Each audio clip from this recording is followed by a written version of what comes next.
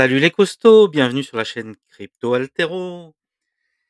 Eh bien, en ce mardi matin, donc 25 février 2025, nous avons subi une nuit terrible, comme vous allez le voir, dans le crypto bubble du jour, donc une map rouge violente avec des baisses qui suivent la tendance globale des volumes, élevés, donc qui valident ce mouvement baissier d'ampleur, on va dire.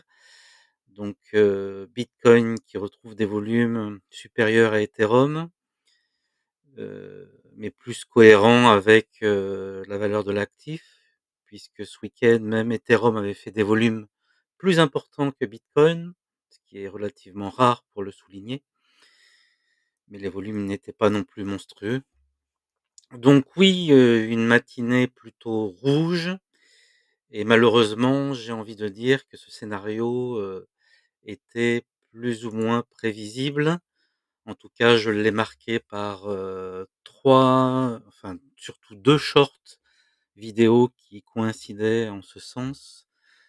Bien sûr, un indicateur de alt season qui s'écroule encore. On passe à des niveaux 27, donc la peur s'installe sur le marché, ce qui est plutôt, intéressant, je vais dire, pour, les investisseurs, donc ceux qui souhaitent, rentrer sur le marché aujourd'hui. Je dirais que, bah, plus cet indice descend et mieux c'est pour ceux qui ont encore de la liquidité. Donc mais attention, peut-être une tendance pour moi baissière encore sur, toute cette semaine malheureusement.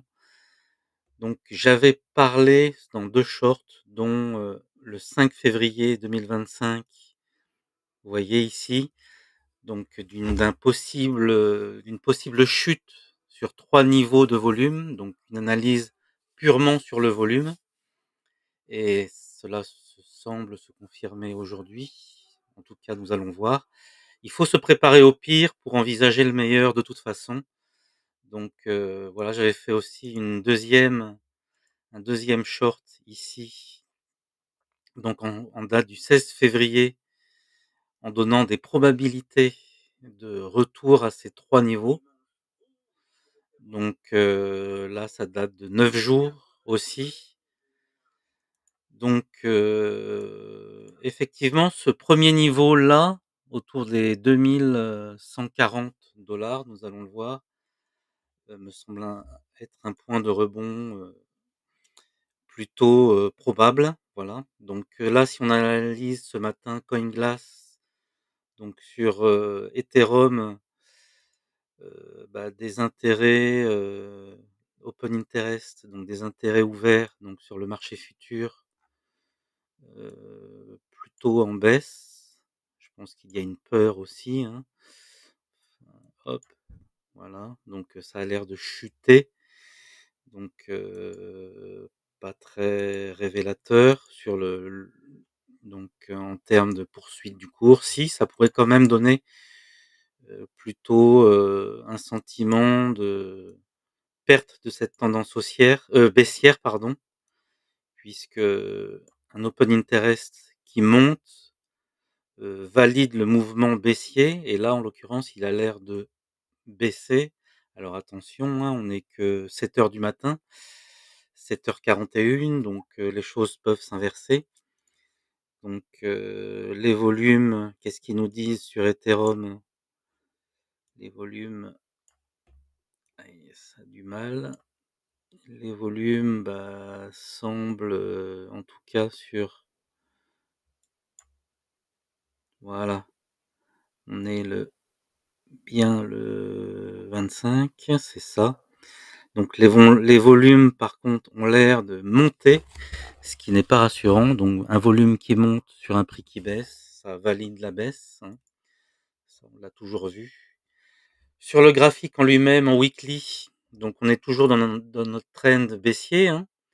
Donc là, je vous ai remarqué effectivement, mes, retours probables par rapport au profil de volume et donc aux zones où le volume se concentre, notamment au POC, ça pourrait être vraiment le plus bas qu'on pourrait atteindre. Donc voilà, il y a 2 jours, je vous avais fait une vidéo par rapport à cette moyenne, cette résistance des 2 800 qui me paraissait cruciale. Vous voyez qu'on l'avait touchée à plusieurs reprises, c'était vraiment une zone très importante. On s'est fait rejeter, donc en weekly, donc ce qui est plutôt, très révélateur. En semaine, en plus là, on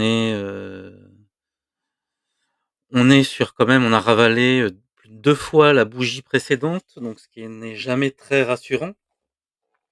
Bon, on est qu'en début de semaine, hein, on est que mardi, donc à voir l'évolution du cours sur cette semaine, mais pour l'instant plutôt négatif. Je vous ai marqué d'autres indicateurs qui sont les order flow, donc les zones en gris, les order flow imbalance. Donc, comme je vous l'avais expliqué dans une vidéo précédente, c'est pour essayer d'aller un peu plus loin que l'analyse par rapport aux résistances des volumes et des résistances graphiques. Donc l'order flow, ça marque en fait les ordres, futurs, donc sur le marché perpétuel. Donc vous voyez que c'est l'indicateur order flow imbalance de Turk. Voilà un indicateur que vous pouvez trouver également, dans les indicateurs. Donc ça marque les zones de retour probable. Donc, si le scénario le plus favorable pour nous, ce serait bien sûr une reprise et un rebond, un achat massif d'Ethereum, et puis de retourner, assez vite sur cet order flow imbalance, donc le déséquilibre des ordres futurs. Donc on tend vers aller vers ces niveaux-là, et vous voyez qu'il y en a un autre en bas, donc 2 autres en weekly, donc là qui marquerait vraiment, une baisse, violente, et donc un retour à nos résistances. Pourquoi cette résistance des 2140 environ? Bah, parce que pareil, hein, une analyse très simple par rapport au cours passé, on regarde toujours à gauche ce qui se passe. Donc on voit qu'on est venu toucher ce support une, 2 fois, presque 3 là. On va dire que ça compte pas. 3 fois ici, 4, 5, donc ça commence à faire beaucoup. Donc on est dans ce canal baissier, on est plutôt, je dirais, attiré par ce prix bas. Vous voyez qu'on fait un espèce de W, et le point d'entrée, je dirais, optimal si jamais on arrive à ces niveaux, c'est donc un retour à ces 2140, 120. Voilà, donc le deuxième niveau de volume serait celui-ci, comme, voilà, je l'avais spécifié dans les 1009. Puis là, vraiment, si, il y a une cata, un désaveu de tout le monde, une vente massive, voilà, les shortistes aussi qui prennent encore, de la de la force. Donc ce serait marqué par d'ailleurs cette nouvelle, indication que je vous ai marquée dans la zone, violette, qui est la FGV pour ceux qui ne connaissent pas. Donc c'est la Fair Value Gap, donc qui se traduirait en français par la valeur juste théorique de l'actif. Donc aussi une zone, là c'est l'imbalance, donc le déséquilibre, donc le IFVG. C'est vrai que c'est des termes un peu relous, mais juste pour vous montrer que ce sont des zones, où le prix est attiré, voilà. Donc un déséquilibre du prix juste théorique de l'actif. Alors, la FGV, donc contrairement aux order flow imbalance, donc aux ordres qui sont non clôturés, des ordres futurs, le FGV, ça illustre plus une analyse du cours sur le prix passé, donc des analyses graphiques, où les institutionnels, voilà, avec des calculs savants, heu, diraient que la valeur, juste théorique de l'actif serait dans cette zone-là. Donc ça coïncide avec nos zones d'order flow et de résistance aussi. Donc vous voyez, pour moi, il y a plus de points négatifs que positifs. Donc les jours prochains vont être déterminants. Voilà, qu'est-ce que je peux vous signifier d'autre? Et ben voilà, une map dégueulasse, on va bien voir dans les jours prochains. J'espère que cette analyse un peu plus approfondie d'Ethereum, vous a plu. On peut aller regarder peut-être les dominances. On voit qu'on rechute au niveau d'Ethereum. Bitcoin reprend de la force, donc c'est pas bon au niveau de la dominance. Un total 3 en chute, donc les alts qui morflent.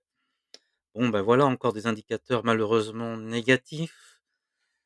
Alors on peut peut-être faire aussi une analyse à plus court terme, donc ça c'était la vision, macro, enfin, long terme.